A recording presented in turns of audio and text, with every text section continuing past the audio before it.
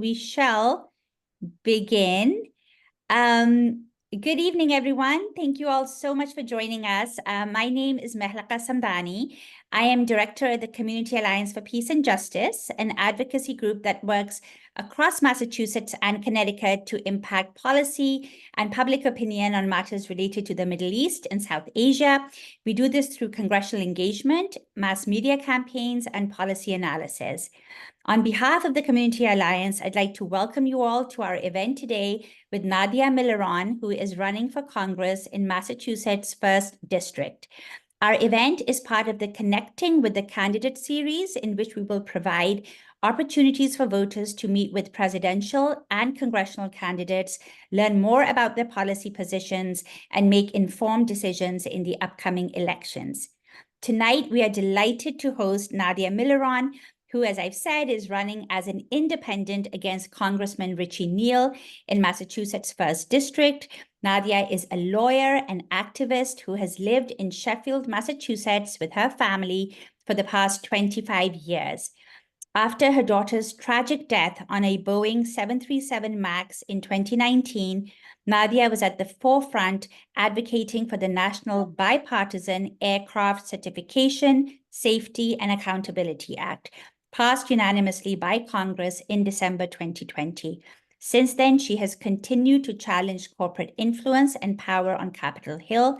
She is a graduate of Smith College and has a Juris Doctor in law from the University of Iowa.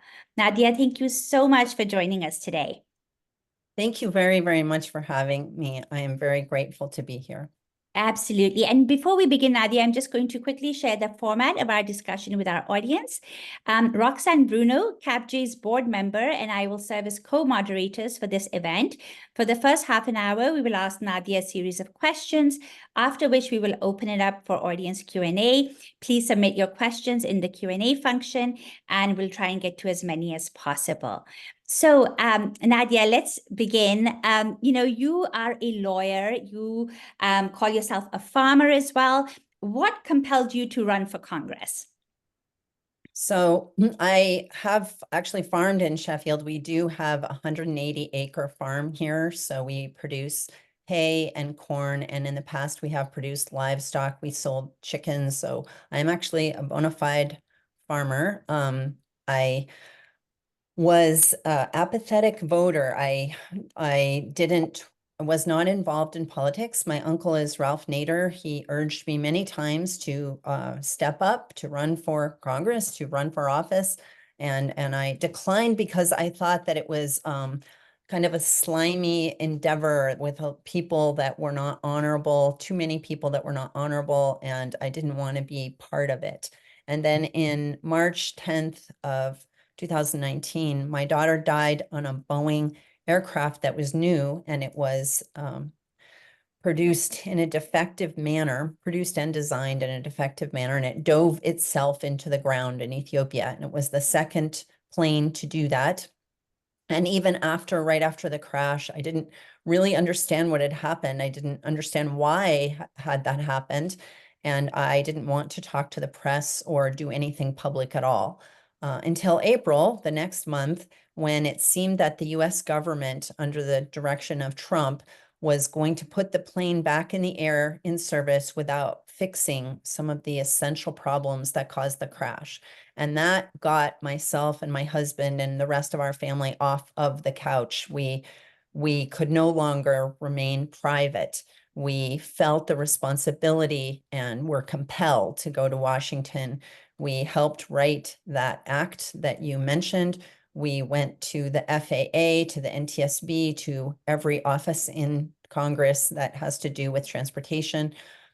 We went to the Department of Transportation itself and talked to Elaine Chao. We did a lot of organizing. So it was just it sort of has snowballed from there. We were successful in some measure, having to keep pushing all the time, but other people approached me with their problems. So in terms of why am I running for Congress, people saw that I was making headway, that I was an individual, a mother.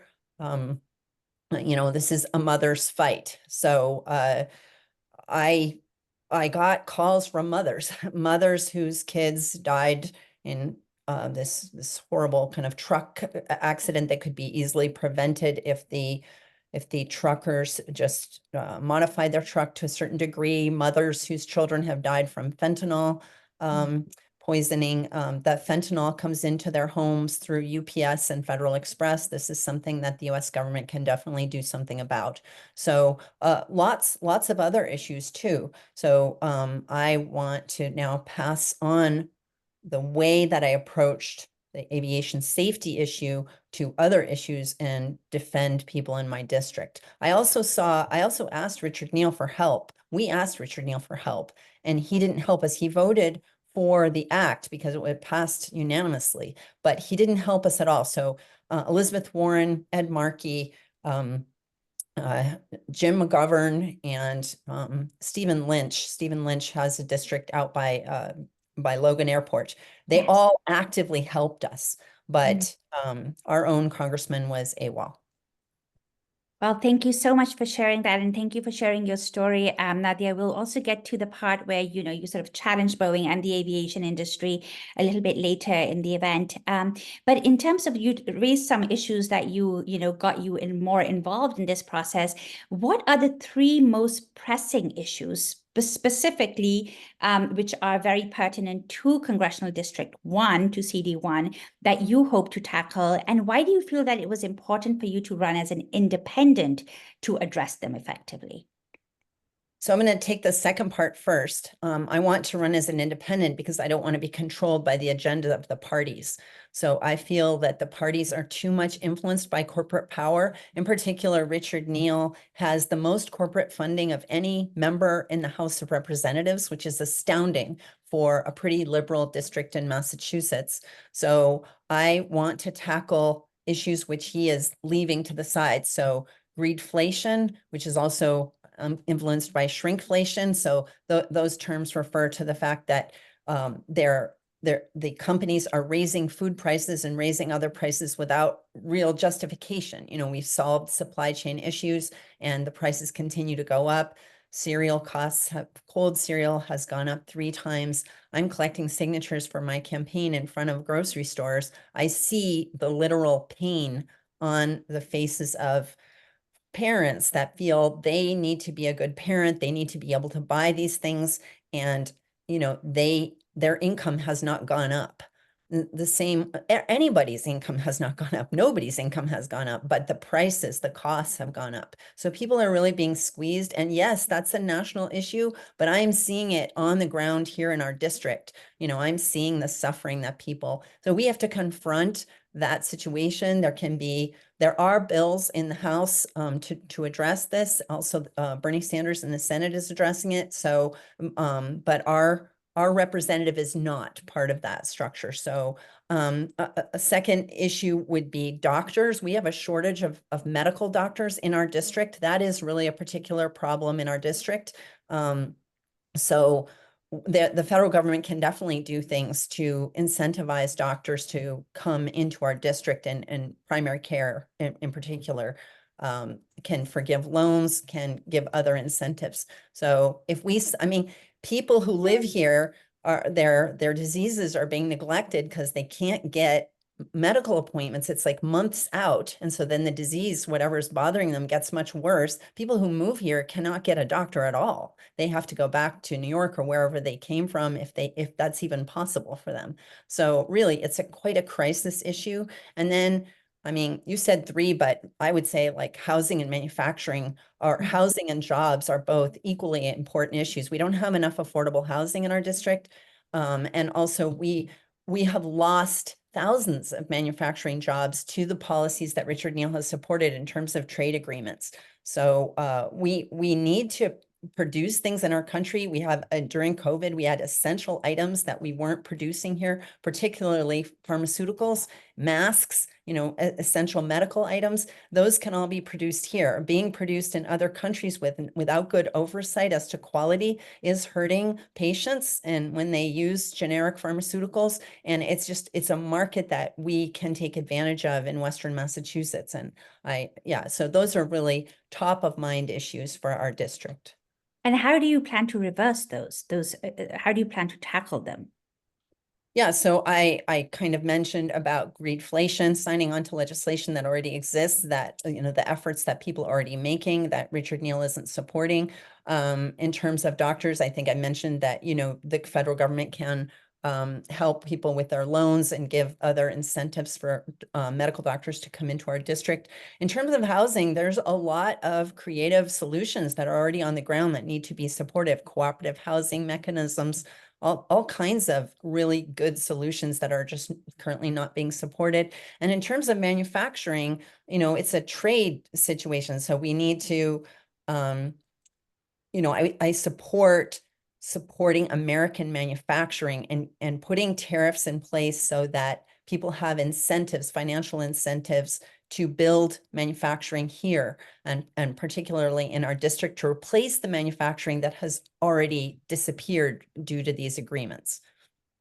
Okay, great. Thank you. And you mentioned Congressman Richie Neal. According to reports in 2017 and 18, Richard Neal's campaign committee received less than $25,000 from small dollar donors while raising more than $850,000 from finance, insurance, real estate, etc. And in 2019, he was the top House recipient of corporate PAC money and is considered a favorite of the American Hospital Association as well in terms of how much, funds he receives from there. How do you hope to compete against that kind of corporate funding and also corporate influence? Once you look down at the ground of what happens when someone gets elected, somebody goes into a voting booth, they look down at the names, they have to be able to recognize who the person is, who that name is, and then they can vote. So this is a people-to-people campaign. I believe, and I've seen in other races, particularly Summer Lee in Pennsylvania, that this can happen.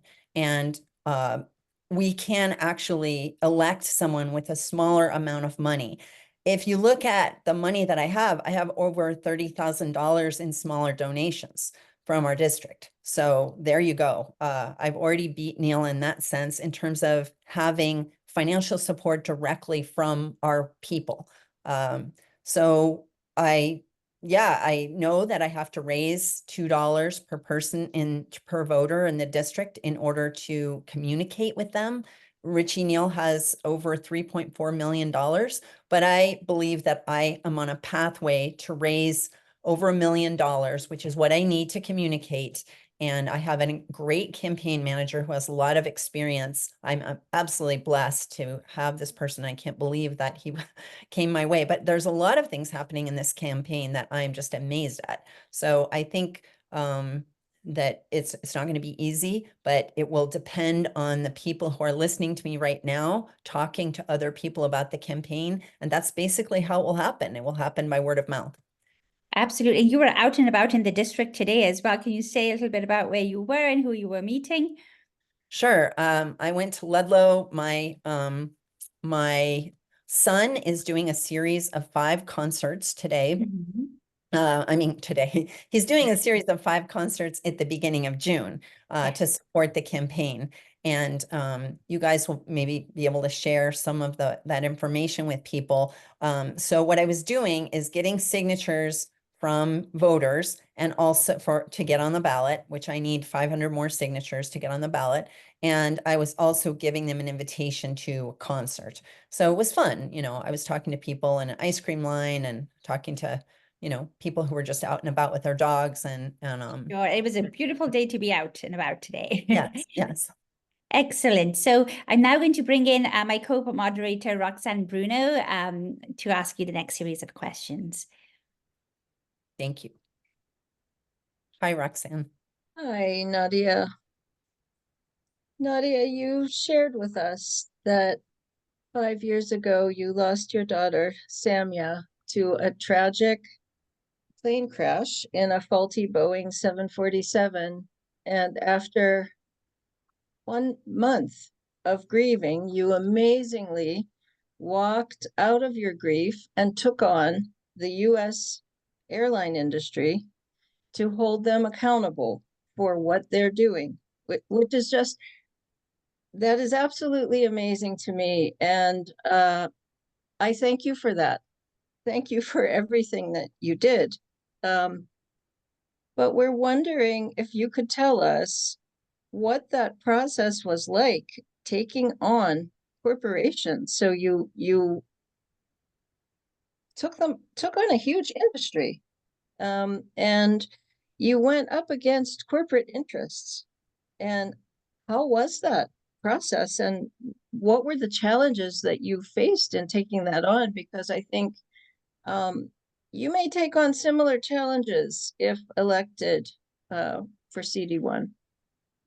Yeah, so I didn't like I was still stuck in grief. Grief is a very physical thing. I'm sure a lot of people know that most people have experienced grief. It's part of being alive.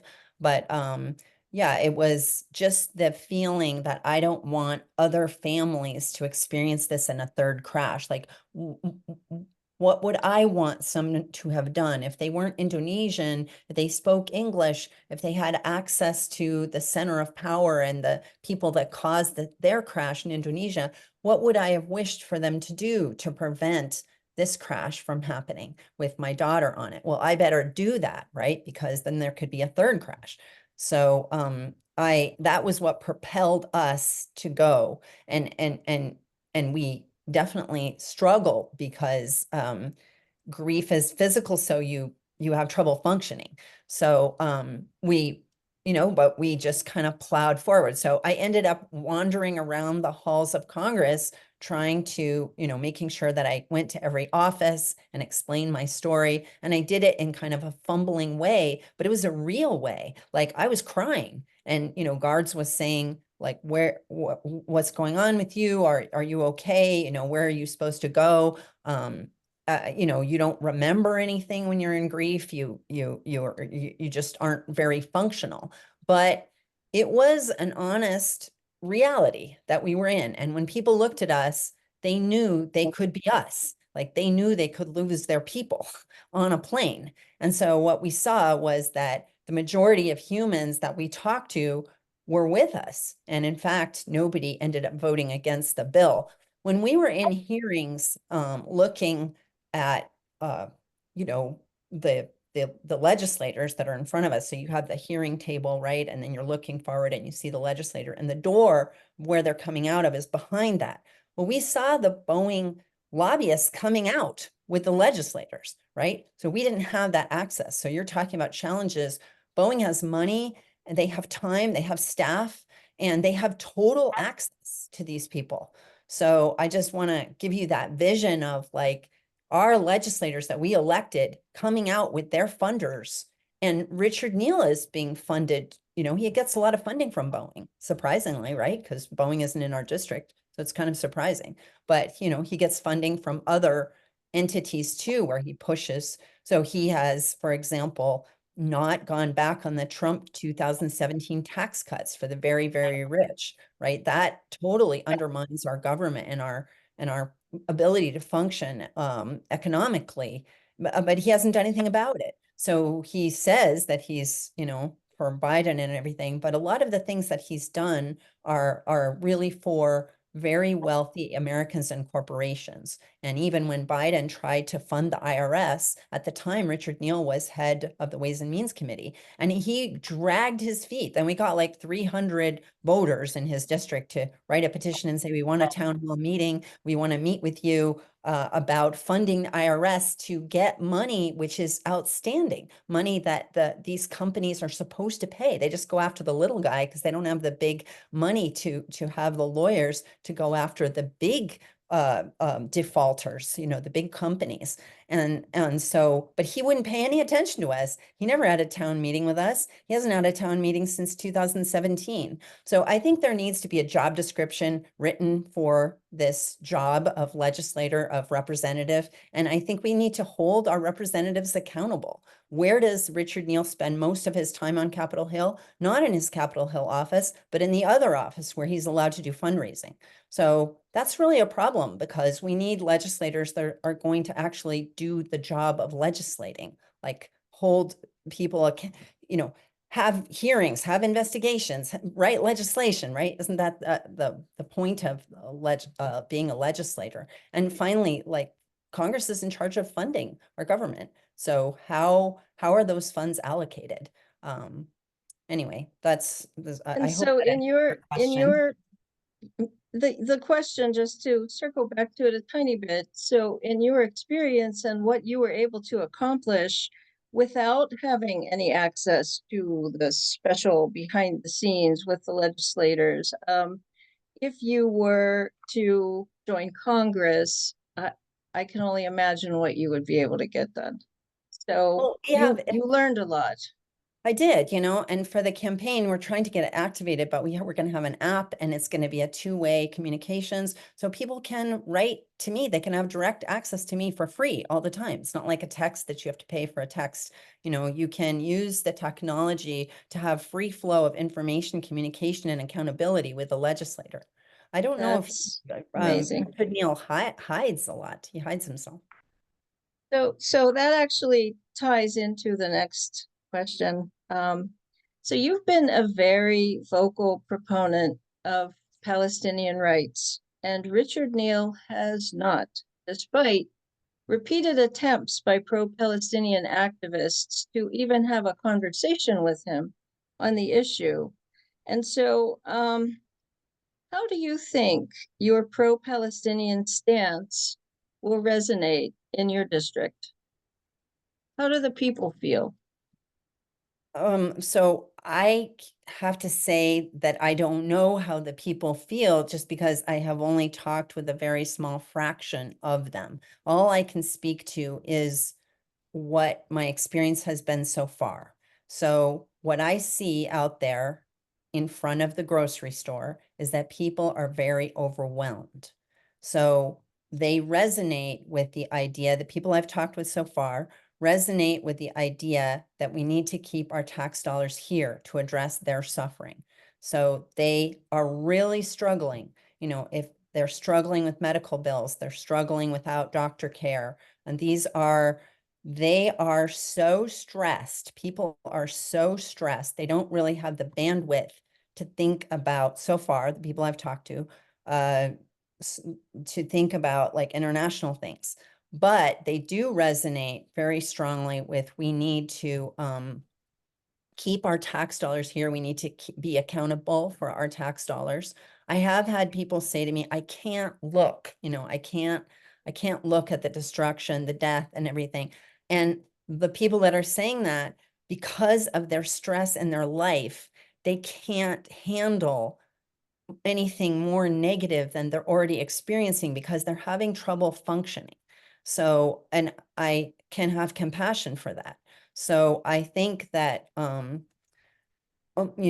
would be my approach. But of course, I'm not going to hide who I am or what I stand for. This is incredible atrocities.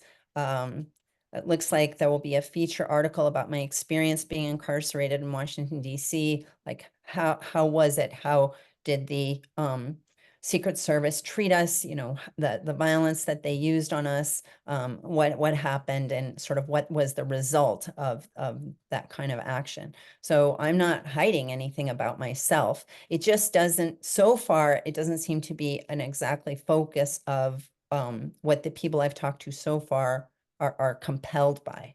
I understand. Thank you for that, Nadia. And this is to turn to something a little more light. What do you think are your prospects for victory? What do you need to do in order to win? And for those interested, what would be most helpful to support you, to help you get there? The most helpful thing would be to get out and start talking to people. So anybody on this call who would like to see me elected, and contact the campaign at nadiaforcongress.com. It's FOR, so NADIAFOR Congress.com. And there's a place to put your information there. There's also a place to donate. So I have to raise, and these small donations are super important to show that I have this kind of economic and commitment from the district. So any amount of donation is a really, really important. So anyone can go there and contribute. Also, I think that you guys mentioned, Mehlaka and Roxanne, you mentioned that you could send out some posters about the concerts that my son is putting on. You could attend a concert, and you would also be sending out a QR code, which allows us to have your phone number. So we can only afford to text people approximately 5 times during the campaign. Our budget would allow us to text about 200,000 people approximately 5 times. So we're not going to be bothering people a lot, but that will be very important as we get towards the election date to get out the vote, to remind people that even if they're not voting for a presidential candidate, even if they've been disillusioned by that whole situation, there's still an important election happening in our district. We could have this tremendous upset. And can I share these really exciting numbers with you? Please. Yeah, so there are 50,000 Republicans in our district. There are registered Republicans. There are 148,000 registered Democrats, but there are 337,000 independent voters. Wow. I'm an independent voter. Not Wow. only that, but it looks like the Republicans are not putting up a candidate. And so it'd just be me and Richard Neal. It'd just be a 2-person race. And so in that situation, the Republicans that I've talked to say, oh, I would definitely vote for the opposite of Richard Neal. Those people are like Great. looking, yeah, great, Yeah, really amazing. that's So what awesome. this means is that it is really possible for us to win. And if every person who wants me to run on this call can talk to one human being a day, a different human being in their life, that is actually how people vote. They don't vote based on signs. They don't vote based on the internet. They vote based on a human being. It doesn't have to be a human being they know, talking about the candidate. That's how scientifically, that's how people actually cast their vote. So if you do that, if you talk with a different human being or get them to click on the QR code that you all are going to receive, then I'll win the election. So without even any extra money, if everybody did that, if everyone had that discipline to communicate and get people to click on the QR codes so that we can text them and remind them where their precinct is and remind them to vote, we can win the election with that kind of human power. Wonderful. Excellent. Well, thank you so much for that, Nadia. This is very encouraging. These figures are very encouraging, and we really do hope that everybody will follow your advice, people who'd like to see you elected. I'm also wondering, I mean, it's very interesting, the Republican number that you had sort of, laid out there. What are you doing to sort of what do you think resonates with the Republican voter? What issue that you can sort of lure them into your camp on? Jobs. Those issues. Jobs. Manufacturing jobs. So along the border with Connecticut are a couple of wire manufacturing plants. Those jobs are in direct jeopardy.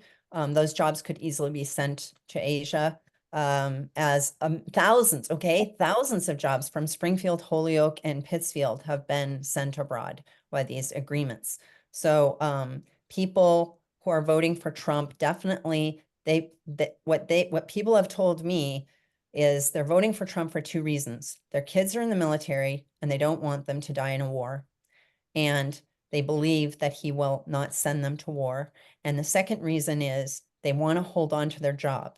So manufacturing jobs. So they earn about $65,000 a year. With that, they can have a house, a boat, and a car and be around their family. And they don't want to move. They don't want to move from our area. So Right. And I think one thing, it's fear. People have a fear of their life being torn apart. and I don't think you share too many things with Trump, but perhaps one thing might be your anti-war stance, right? And would you like to say a little bit more about that? Yeah, I just don't want to send our tax dollars to kill human beings, especially innocent human beings. But I think with the it just comes down to that simple fact. We can't afford it. We can't do it. We're not in a shape, we're not in a condition to be able to fund the wars that we're funding. We have so many needs here that need to be taken care of. And some of the other countries that we fund, they have subsidized housing, they have free healthcare. So it doesn't make sense for us, whose people are suffering, to be spending our money that way on other countries that already have these items that our people don't have. Sure. Roxanne, would you like to ask, while we wait for the audience to ask their questions, perhaps? Sure. I think we sort of already touched on this in what I asked you earlier.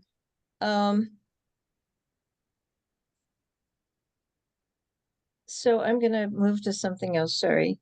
So Nadia, can you tell us what are some of those issues that you mentioned to us during this call? So you mentioned that there is a real problem with food pricing and people are having trouble feeding their families. There is a housing shortage, and that is something that, you know, is impacting people really across Massachusetts. What do you feel, if you win your bid for Congress, what do you feel hopeful that you could solve, or at least make better, or at least get addressed in some way? Well, I think that I could solve the problem of a lack of medical doctors in our district. So that Okay. seems like an issue that's like one of the 80% issues. So many people agree. People, every different voter, every libertarian, conservative, Democrat, every voter that I have talked to has experienced this themselves or their family member where they can't get this medical care. So I think that so we can't even have universal health care without having the personnel in place Right. to have the healthcare. And I think it's so concrete. It's very much like aviation safety. So it's such a concrete, practical issue. I have talked to voters that have said, wow, if you do that, that'll be tremendous for quality of life in our district. So, in order to have people go into manufacturing or whatever, develop our community, we have to have the fundamentals, like healthcare is a fundamental. So it's part of our quality of life for everybody. So yeah, I definitely think that I would make that a priority and go after it. Thank you. That's very hopeful. Thank you so much. So we have a question from the audience. And they say empty houses heated and cooled year round without any people in them are 1/3 or 1/5 of some of our neighborhoods. Meanwhile, working people are displaced and move out of the area. How can we fight back and protect our communities from resource hoarding like this? So I fully acknowledge that I am not an expert in housing. However, there are a lot of people that are, and a lot of people that have very creative solutions about buying a ban blight. So blight is a big problem in our cities, in our district, and how you can buy as a cooperative effort these buildings and then put housing in them. So you're solving kind of two problems at once. As far as resources that already exist, houses that are already owned by somebody and they have already, every amenity and they're just empty for a lot of the year, I don't know how we would pull those resources into solving a housing shortage. But there probably are ideas out there, but I have investigated more this idea of taking blighted areas and blighted buildings and turning them into affordable housing. Great, thank you. So we have a question here, Nadia. Will your campaign perform door-to-door canvassing, and will you use, I know you mentioned something, I think, about social media, but will you use social media and will you have television ads? It depends. Okay. Let's see. So door to door, yes, we will do some door to door campaigning, especially after the end of July, because we can still get signatures to get on the ballot. Even after we have all the signatures we need, we can continue to get more and more signatures. And it's just a very efficient way of meeting people. So anybody who wants to join me, it's actually quite fun. We go to like a big Y and just ask people if they would sign so I could be on the ballot, and then you give them campaign information, and they all sort themselves out. So you say, are you a registered voter? Are you a registered voter? So you ask like 500 people during a day if they're a registered voter, and they just sort it out. So it's much more efficient than going up to people's houses, because you don't know if the people are home or what the situation is. You can't go up to that very many houses. You can't talk to 500 people going up to people's houses. So I would love to have more volunteers join me in front of supermarkets, and it's fun to do it together. I even had a guy who has Down syndrome who was helping me. He was, just really enjoying talking to people. And so yeah, I need help doing that. I think it's more efficient to get contact with more voters before the end of July. After the end of July, that's the deadline. That's when we have to turn in all the signatures, so we can't continue doing that. So after July, then we would walk on the streets. What were the other two things? Actually, how close are you, Nadia, in We terms need of the 500 more signatures? certified signatures. 500 more. 500. Yeah. That's excellent. That's so doable. But we do need them. So, and we need, because I'm like doing oh yeah, raising money. Was that part of it? Part of the question? I think it was. It was, TV and will you social media. advertise on TV? Oh, Will you advertise on use TV. social So media? yes, I want to advertise on TV a little bit towards the election, because there's a sizable portion of our electorate in our district that are elderly and watch a lot of TV. So they don't necessarily use social media. But so we need to put out a few ads if we can. So I am on the phone for 4 hours a day raising money from people. So I have lists of Alex Morse supporters, Bernie Sanders supporters in the district. I have lists of Nader supporters in the district. So I'm just calling all of those people. So that's how I raised the $30,000. And I'm just going to keep going with that. And then, yeah, social media. Yes, we want to do social media. I have no idea how to do it, but there are young people that are working on the campaign that I hope will take that over and make it happen. So Excellent. Well, thank you. And yes, hopefully after this event, we'll have more people join in that effort as well. So our next question is, Nadia, how will you address the drug crisis? That's a huge one over here, right? Right. So I'm looking at it in very specific terms. So I know that fentanyl I'm in touch with a group of fentanyl mothers who reached out to me because they saw that I was making some progress on a issue that killed my child. It's a different issue, but they wanted to also make progress. So many drugs, including fentanyl, arrive to our homes through UPS and Federal Express. Now, Federal Express does not allow the feds to look at any packages in their facility at all. And then UPS allows only on Thursday afternoon. So it's pretty easy to see with the tracking information, if someone is going to be receiving drugs, they can see if it got delayed. On Thursday afternoon in Louisville. I think it's Louisville where their facility is. So we can do something about that. We have a de minimis, it's also a trade issue. We have a de minimis tariff under $800. We don't have any kind of tariff or any kind of oversight on goods coming into the country. Now that is huge. We are the only country in the world that has this huge, $800 de minimis. Other countries do not have that. It actually causes a lot of other problems too. So it would be good to change that law. And I would just, work with parents that whose kids have been affected by these issues and see what they recommend and how to go about it. But those are some initial ideas. Is education part of that as well? Yeah, education, it should be part of, drug education, but I'm looking at specific things that I can make happen in Congress. So, Sure. Thank you. and I don't know all these answers. These are things that would have to come from the constituents and and that's part of the issue here is I don't feel Richard Neal, he didn't listen to me. He didn't respond to me, neither on the aviation safety issue or on the tax issue, and so I want to be that responsive person that is following up and advocating, you know, a mother's fight should be then distributed, the energy and the effort and the focus should be distributed to every person who has a particular need. Absolutely. Roxanne? Thank you.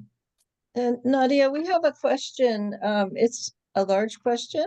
What is your take on how the student protests and encampments have been handled from everything from, the presidential level with Biden saying that the students are being disruptive and causing trouble and shutting down their classes to law enforcement manhandling peacefully protesting students to universities, charging them with criminal trespass and other things when they are simply peacefully protesting.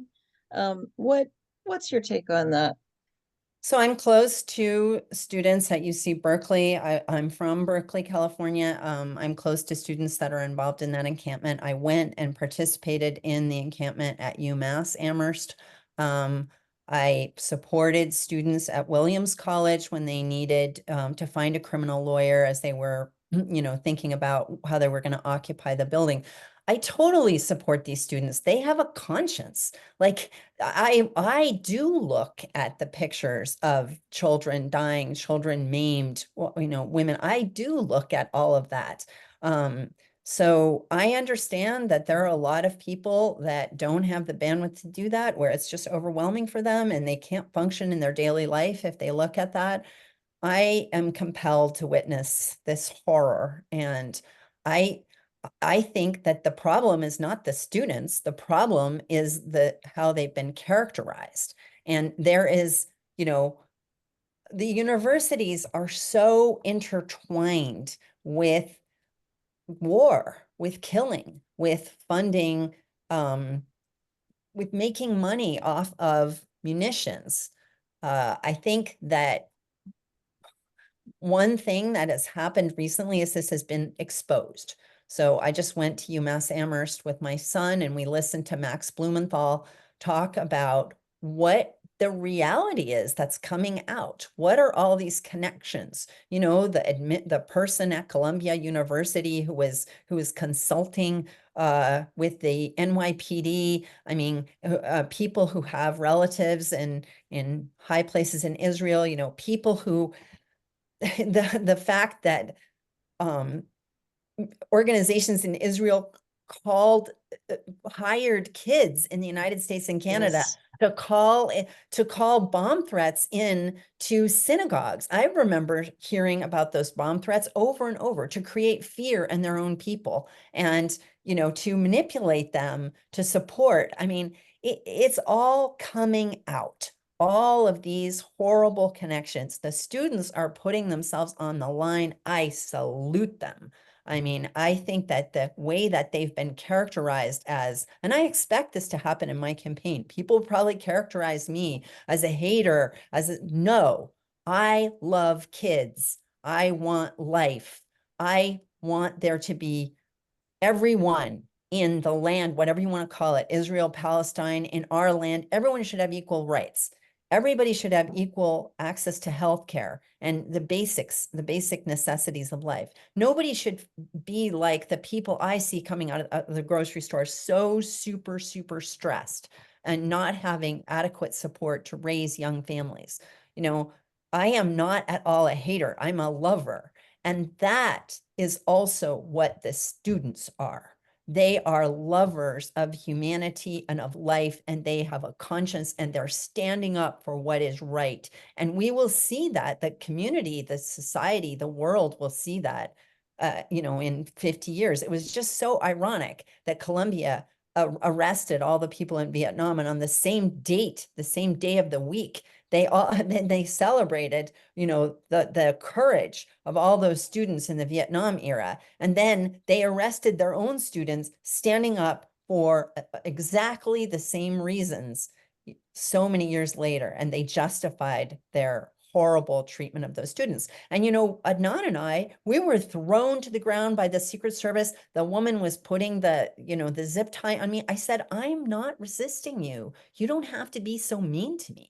I mean, there was fury, anger, hatred from her to me, not from me to her.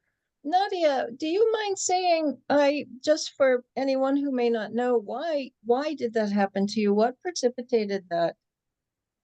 Oh, Where Were you? this was in DC, right? Yeah. On a campus. In Washington, D.C., in front of the White House. So what happened?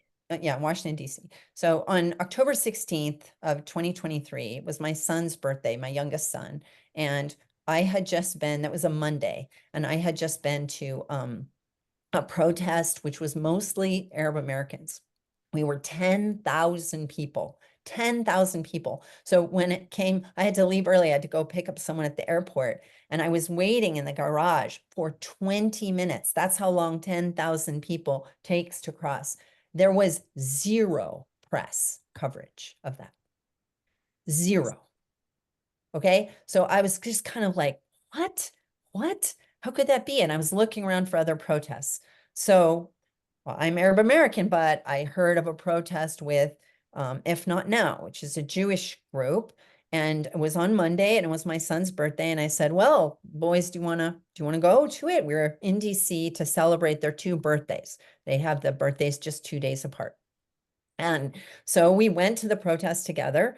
And then at one point we were in front of the White House, and it seemed like arrests were going to start happening. And I have a son who has a security clearance. So he started backing up and he said, Mom, I can't get arrested.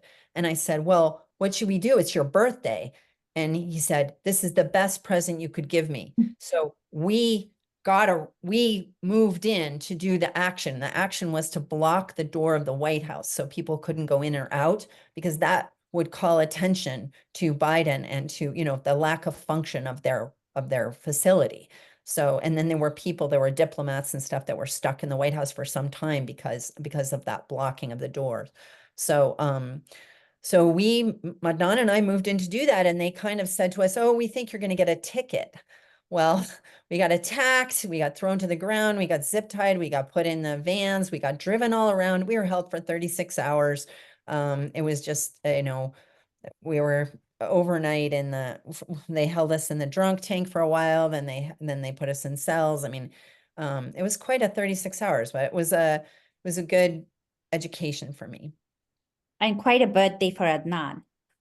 Yeah, it wasn't Adnan's birthday, it was Tor's birthday, but yeah, it was very nice of him to do that, and he really was very supportive, even though he has the security clearance. He couldn't jeopardize his own work, but he was he got pictures and helped us in many ways. Wonderful. That's great. So Nadia, this question's come up a couple of times. You did answer it at the beginning of the event, but I think people want a little bit more elaboration, perhaps, about why you are running as an independent specifically. Well, the Democratic Party did not treat the last opposing candidate to Richard Neal very well at all. His name is Alex Morse. Maybe some of you know who that is. So they planned this. They had to have planned it. They put a homophobic smear on Alex Morse on the first day of early voting. So according to his campaign manager, he actually won the election in in-person voting, but he lost the election because of the uncertainty during the first week of early voting, where people weren't sure if he had done kind of a terrible thing to other young people. And it turned out The Intercept did total research about this. It's completely disproven. There was no victim. You know what's really crazy? After it was discovered that there were no victims, and this is on YouTube, Alex Morse and Richard Neal had a debate. And Richard Neal said in the debate, well, we got to believe the victims. But there were no victims, and it was already proven by that point. And so that is totally immoral. And I don't want to work with I've never been a Democrat or any party, but I don't want to work with a party that acts like that. That's just disgusting. Thank you. Thank you for that. Just to follow up, Roxanne, if I could just quickly ask, because Nadia brought up the debate. Nadia, is that something that you would be willing to do? Debate Richie Neal and maybe have a series of debates, perhaps? I would love it. Excellent. And how does that happen? Does your campaign send invite him, or like, you know, or the television Everything. channel Let's just put it out there, you know. I'll invite him, you know, anyone can invite him. I don't think he will debate me unless he thinks I'm a serious candidate, and even then he might avoid debating me. Yeah. Yeah. Okay, thank you. Roxanne, do you have a question? Oh, there's not the one. Sorry. So there's just a very, very general question just to get to know you a little better, Nadia. We know that you obviously have a famous uncle. Many people know the name Ralph Nader. I certainly do. And your husband is also a very active person in politics, and we wonder how has that influence shaped your desire to run for Congress? Because at the beginning, you told us that you were really never interested in politics because it's just not such a clean business. And now you are. And is that an influence from your uncle and your husband, or your experience taking on the airline industry? So I feel obliged to serve because it isn't a static situation. So it just, you know, I thought, oh, this is awful. But what happens if you're not involved, that it gets worse. I'm not saying that it got worse just simply because I personally wasn't involved, but if many people aren't involved and many people are not holding the powers that be accountable, then it's going to get worse and worse and worse. And so I lost the ultimate that a person can lose, you know. Yes. I actually lost two children to corporate greed. So I lost a 2-year-old to a cancer that was related, I believe, just because of the data that I've looked at, to herbicide. So my son died of neuroblastoma, and also my mother-in-law died of a glioblastoma. And both of them, it's logical that this could have happened because of herbicide use. So I can see that the world, the quality of life, the loss of life, the suffering is just going to get worse. Now, as far as my husband and my uncle, they're super effective. So they are the ones who showed me pathways, like how can you get this done? My husband has passed a lot of legislation, written a lot of legislation. He runs a bipartisan organization that works on economic health of our country. It's called the Coalition for a Prosperous America. So I admire that it's bipartisan. I admire that he's practical. I admire that he gets a lot done and punches way above his weight. My uncle similarly ran a bare bones organization for many organizations, actually, on clean water, clean air, car safety, aviation safety, everything you can think of, pension rights. And he got a lot done also. So my both mentors are very, very effective with Congress. And actually what happened is in Illinois, where Boeing was based, there was a terrible law that they didn't have punitive rights for wrongful death. So they had punitive rights for wrongful injury, but not wrongful death. It was like an accident of history. And I said to our Chicago lawyers in the civil case against Boeing, what? This is crazy. And they said, oh, you can't change it. There's nothing you can do to change it. And then I said to my husband, I want to go to Illinois and change this. And he said, you can't do it. It's impossible for like an individual to make a change like that. but I just felt totally compelled. I mean, what a crazy, I mean, death is the ultimate injury. So if you have wrongful, punitive damages for wrongful injury, it should follow that it's death also, right? So I drove to Illinois with all of the victims' pictures. So, you know, we're still fighting this Boeing fight today. We're still fighting in the Department of Justice and in Congress, and we're still out there doing it. So I'm doing the campaign and also doing this fight. But the Illinois thing, luckily, I managed to win. So I went there. I moved into a Motel 6 in Springfield, Illinois. I went to every office just like we had done in the US Congress. I just did the exact same thing. I made all my mistakes. I stood out in front of the legislators as they came out of the chambers. I gave them my little card. I said, this is who I am. This is a crazy law. This is the person, in the representative that's sponsoring the new law, LaShawn Ford. He's sponsoring the new law. This is the bill. This is the bill number. Please vote for it. Please vote for it. Please vote for it. Took 2 sessions, and I only stayed for the first session. So I stayed there in 2022 for their legislative session. And then in 2023, LaShawn Ford, the sponsor of the bill, pursued it, and it was passed and signed by the governor just one day before my birthday, August of 2023. So that shows that an individual can say, but this is logical. This is just normal thinking. Like anybody should be able to understand this. And if you have what I call an 80% issue like that, like the doctor's issue and some of the other issues I mentioned, you can get it done. So I implore you all, let's band together.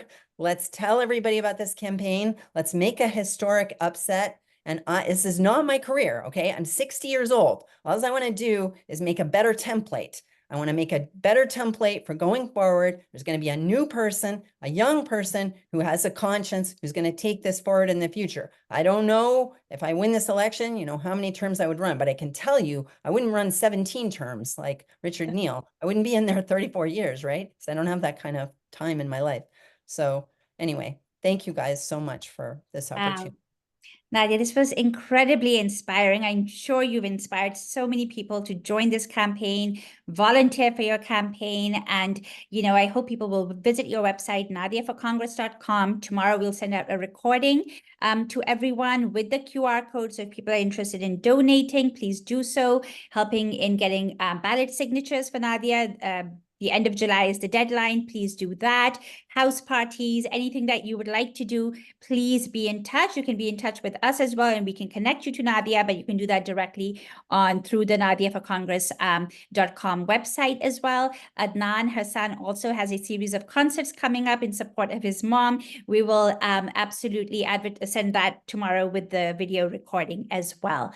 Really quickly, I just want to say, to answer the last question, the status of the campaign is that I'm going to become a full candidate by the end of July. Okay. So the status of the campaign is that I'm still getting signatures. I'm going to become an official candidate at the end of July, or whenever the Secretary of State actually certifies that. I'm going to turn it in at the end of July. And then, and then we keep on fundraising, keep on.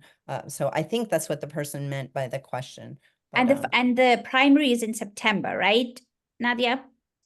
The primary is in no, I'm not in the primary. I'm running in the general election. Oh, sorry, you're exactly. Yeah, I'm just in the general election. So November 5th, and one person said, how many people are attending the webinar? 20. Yes, so. Right now we have 20 people, but this recording will be going out to many, many more. So thank you, everybody who joined us today. Again, please be in touch. We will continue to have more